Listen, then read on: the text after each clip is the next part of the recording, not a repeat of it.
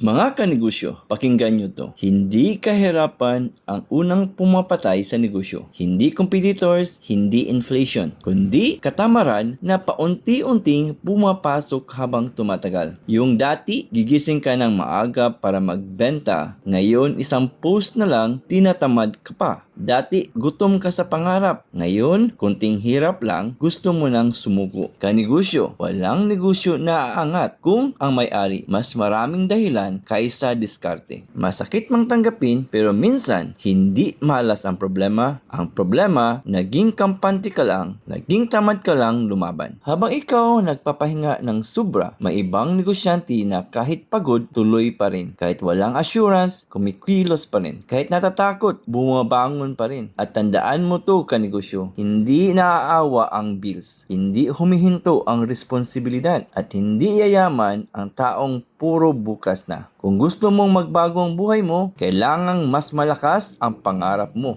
kaysa katamaran mo. Bumangon ka, kumilos ka kanegosyo, dahil walang negosyong aasenso kung ang may-ari mismo ang unang sumusuko.